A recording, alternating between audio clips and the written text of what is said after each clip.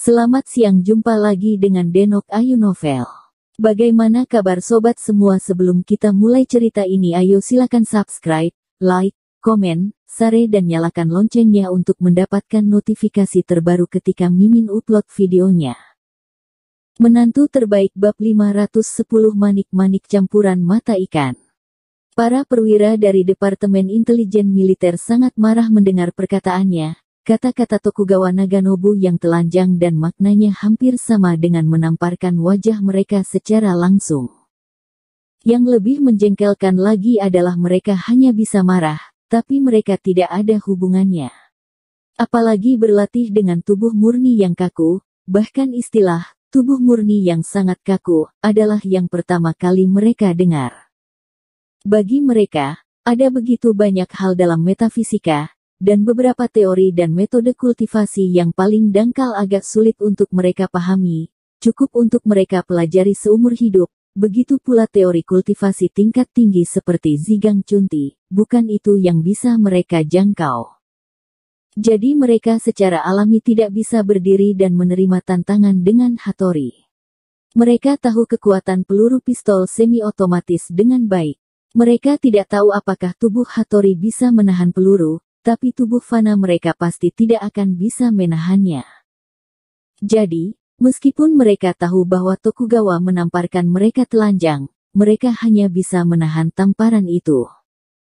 Beberapa perwira benar-benar marah. Mereka berdiri untuk berdiri dan bersiap untuk mempertahankan martabat mereka dengan nyawa mereka, tetapi mereka semua ditekan oleh kapten mereka. Ini bukan saatnya untuk balas dendam. Duduk di tengah keramaian, Siang Nantian dan Buceng juga kesal saat mendengar perkataan Tokugawa. Terutama Siang Nantian, keduanya menatap tajam ke arah Tokugawa Naganobu. Melihat berani menghina rekan senegaranya dan generasi mudanya, mereka tak sabar menunggu pergi keluar dan tampar dia dengan keras. Sebelumnya, dia bergegas keluar dan menamparkan Tokugawa sebanyak 2 kali. Tokugawa tidak berani melawan. Namun, dia masih menahan dorongan di dalam hatinya, ingin melihat apakah Hattori ini sedang membual atau benar-benar melatih apa yang disebut ekaristi, sehingga dia bisa memiliki pemahaman umum tentang kekuatan Liga Master Pedang Jepang. Setelah beberapa saat, Mayor Jenderal Van kembali dengan membawa seorang perwira. Perwira itu berjalan ke mimbar dengan sebuah nampan di tangannya dan meletakkan nampan itu di atas meja kosong di sisi mimbar. Beberapa pistol semi-otomatis, dan ada juga beberapa kotak peluru di sebelah pistol. Ini semua adalah senjata baru yang telah dikoreksi. Adapun yang mana yang ingin Anda gunakan, silakan pilih sendiri. Mayor Jenderal Van mengangkat alisnya dan menatap Tokugawa Naganobu, lalu berkata dengan ringan. Tokugawa Nagasaki segera mengedipkan mata pada Hattori dan berkata, Hattori, kamu bisa memetiknya sendiri. Jangan memilih, Tuan, selama senjata ini bekerja dan bisa menembakkan peluru. Hattori mengangkat kepalanya dan berkata dengan sangat bangga, nadanya penuh dengan ketidakpedulian, dan dia terlihat sangat percaya diri. Tokugawa Naganobu segera mengedipkan mata pada seorang pria dengan alis tebal di seberang. Pria Jepang yang memiliki alis tebal itu berlari keluar, mengambil pistol di atas nampan dan mencobanya satu persatu, dan akhirnya memilih pistol semi-otomatis berwarna perak. Tokugawa Naganobu mengangguk. Ayo, biarkan mereka membuka mata terhadap orang-orang China hari ini. Dada Hattori terangkat, dan dengan dorongan mendadak di dadanya, otot dadanya yang kuat tiba-tiba membengkak, seperti 2 bukit yang menggembung.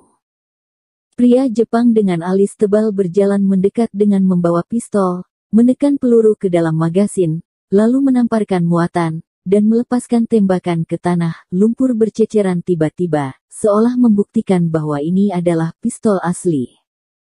Mata semua orang di seluruh tempat latihan tiba-tiba melebar, dan mereka meregangkan leher mereka dan melihat dengan rasa ingin tahu dan penuh harap. Bertanya-tanya apakah Hattori bisa berhasil menerima peluru dari pistol, atau mati di tempat. Hattori tampak serius kali ini, mengerutkan kening, dan menggumamkan kata-kata di mulutnya. Kemudian dia melebarkan kakinya, mengangkat kudanya, dan meletakkan tangannya di dada. Pada saat yang sama, dia menginjak tanah dengan kaki kanannya dari waktu ke waktu, seolah-olah dia sedang mengumpulkan energi karena dia penuh dengan darah. Seluruh wajah memerah karena bengkak, dan urat biru di leher dan kepala terasa keras, dan seluruh tubuh penuh dengan kekuatan liar. Lin Yu menyipitkan matanya sedikit ketika dia melihat pemandangan ini, memancarkan cahaya aneh. Apakah kamu siap, Hattori Daisaku? Setelah orang Jepang yang alisnya tebal menunggu Hattori berhenti, para Hattori bertanya dengan hormat. Oke, ayo. Hattori berteriak keras dengan wajah menyeramkan, menepuk dadanya dengan wajah penuh bangga, dan memberi isyarat bahwa orang Jepang dengan alis tebal bisa menembak. Tanpa mengucapkan sepatah kata pun, pria Jepang dengan alis tebal itu segera mengangkat pistolnya dan melepaskan 3 tembakan berturut-turut ke dada Hattori yang terangkat. Segera setelah itu, saya mendengar 3 suara teredam dari puf puf puf, dan 3 peluru ditembakkan seolah-olah mengenai karet yang sangat keras, dan segera terbang keluar. Seluruh tempat berlangsung heboh. Para perwira muda Mi tercengang. Mereka tidak dapat mempercayai apa yang ada di depan mereka. Banyak tentara yang tidak dapat menahan diri untuk tidak berdiri dan meregangkan leher mereka untuk melihat bagian dada dari Departemen Layanan. Bagian dari Departemen Layanan memang masih utuh. Tanpa kehilangan, dia terkejut dan banyak bicara. Ini, apa tidak mungkin? Seberapa kuat tembakan peluru, bagaimana tubuh manusia bisa menahannya? Mungkinkah senjata dan peluru dimanipulasi? Mustahil, pistol itu milik kita sendiri, dan kita hanya melihat mereka memasukkan peluru. Ini luar biasa. Jika aku juga bisa melatih tubuh yang kuat dan murni dalam seni kita yang mendalam, bukankah itu akan menjadi tak terkalahkan di dunia? Saat ini, Kapten Skuadron yang berada di samping sudah lupa untuk mengatur tentaranya, karena bahkan mereka dikejutkan oleh pemandangan di depan mereka. Mereka semua memandang ke dada Departemen Layanan dengan heran, dan melihat kulit dada Departemen Layanan terkena peluru. Kecuali sedikit pan-infrared, bahkan kulitnya pun tidak rusak. Hu Haifan dan Mayor Jenderal Fan serta sekelompok pejabat senior dari Departemen Intelijen Militer juga mengerutkan kening, mata mereka dipenuhi dengan kejutan dan kejutan. Pada saat yang sama, Hu Haifan dan yang lainnya tidak dapat menahan kehilangan dan dekadensi. Pada saat ini, mereka akhirnya percaya bahwa orang-orang dari Liga Pendekar Jepang benar-benar telah mempraktikkan tubuh murni yang kuat, yang sangat melampaui Departemen Intelijen Militer mereka, dan mereka masih ahli pedang. Di Grandmaster League, orang muda seperti itu telah mencapai kesuksesan seperti itu. Swordmaster League pasti akan memiliki masa depan tanpa batas di masa depan, dan Departemen Intelijen Militer mungkin akan tunduk di mana-mana di masa depan. Direktur Hu, Jenderal Fan, apakah Anda akhirnya percaya sekarang? Tokugawa Changxin melihat ekspresi wajah Hu Haifan dan pejabat tingkat tinggi lainnya, dan sesak napas yang menumpuk di dadanya terhapus, dan dia mengangkat kepalanya dengan bangga. Fakta telah membuktikan bahwa tubuh kaku, Huaxia meniru kami. Kecurigaan terhadap ekaristi kematian, kerajaan matahari terbit sangat tinggi. Tuan Tokugawa, keduanya bukanlah hal yang sama, tolong jangan membingungkan mereka. Dada Hu Haifan sakit ketika dia mendengar kata-katanya, tetapi volume bantahannya secara tidak sadar lemah, dan dia sepertinya tidak percaya diri. Bagaimanapun, anggota tim sudah berlatih, dan di sisinya sendiri, dia bahkan tidak memiliki inti dari tubuh yang kaku. Cari tahu. Chief Hu, senjata dari Departemen Intelijen Militer China sedikit lebih baik, tapi bakat kami dari Liga Pendekar Jepang telah dilatih dalam ekaristi lahir kembali, yang dianggap lebih kuat dari bakat Departemen Intelijen Militer Anda. Jadi kali ini kita akan bertanding. Katanya aku tidak ingin naik turun. Pria tua berkepala botak yang tadi duduk di sebelah Tokugawa Nasin juga berdiri dan berkata sambil tersenyum. Itu adalah putaran bulat, tapi kemudian dia berbalik dan melanjutkan tanpa tergesa-gesa. Tapi jika Anda mengikuti Direktur Hu dalam hal pemikiran, berorientasi orang, yang baru saja disebutkan, tampaknya Liga Master Pedang kita sedikit lebih unggul. Lebih dari sekedar jejak, Fukuyama, kamu selalu begitu rendah hati. Tokugawa Naganobu tersenyum bangga. Engah, tidak tahu malu. Begitu dia selesai berbicara, ada cibiran di sampingnya. Pria tua berkepala botak bernama Fusan tenggelam ketika dia mendengar suara itu, dan menoleh dengan tiba-tiba. Melihat bahwa suara itu sepertinya datang dari Lin Yu, dia tidak bisa menahan diri untuk tidak berkata dengan dingin, apa maksudmu dengan ini? Kenapa kita tidak tahu malu? Kita hanya menggunakan dada kita. Tangkap pelurunya, apakah kamu tidak melihatnya juga? Mayor He, Anda tampaknya sangat tidak yakin tentang ini. Melihat He Jiarong keluar untuk membuat masalah lagi, Tokugawa Nagasaki tiba-tiba berhenti memukuli, dan berkata dengan marah, ini mudah untuk dikatakan, jika Anda memiliki kemampuan, Anda juga harus melepas pakaian Anda dan menembak beberapa kali di dada Anda. Jika Anda tidak terluka, lalu kita akui bahwa, ekaristi kematian, dijiplak dari, tubuh murni yang kaku, bagaimana? Aku benar-benar tidak bisa melakukan ini. Lin Yu tersenyum dan menggelengkan kepalanya. Diam jika tidak bisa. Melihat Lin Yu mengaku kepadanya, Tokugawa Changxin tidak bisa membantu tetapi jengkel, jadi dia memarahi Lin Yu dengan marah. Lagi pula, aku tidak bisa melakukan hal yang tidak tahu malu seperti kalian, dan bersikeras menyebut Heart Qigong sebagai badan timur.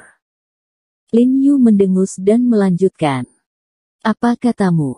Kepala Tokugawa gemetar percaya diri, seperti seekor kucing dengan ekornya diinjak, menunjuk ke arah Lin Yu dengan respon yang keras dan berteriak, Qigong yang keras, Qigong yang lembut, kami tidak tahu apa yang kamu bicarakan. Tuan Tokugawa, saya harus mengakui bahwa Anda adalah orang yang sangat kuat, dan Anda sangat mahir dalam budaya Tionghoa. Bahkan alkimia Tiongkok kuno kita, yang sekarang disebut Qigong, telah mempelajarinya dengan sangat teliti.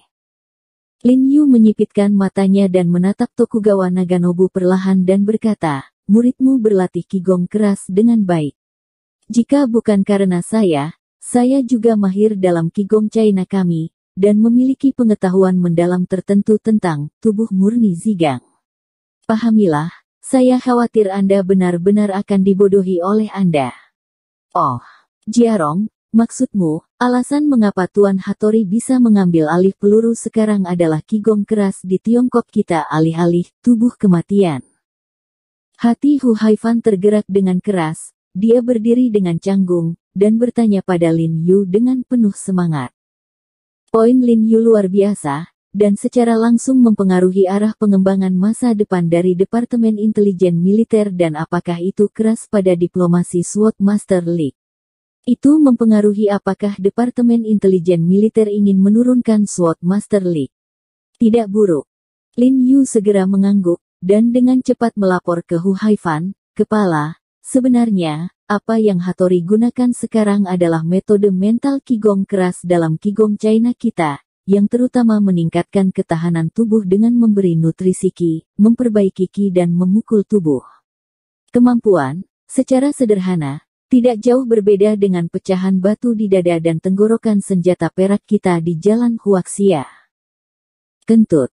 Tokugawa Changxin melompat ke depan, menunjuk ke Lin Yu dengan tampilan yang hampir gila, dan berteriak dengan marah, bisakah fungsi energi keras Huaxia-mu menahan hantaman peluru? Dia sedikit marah pada Lin Yu, bagaimana kelinci kecil sialan ini bisa tahu segalanya.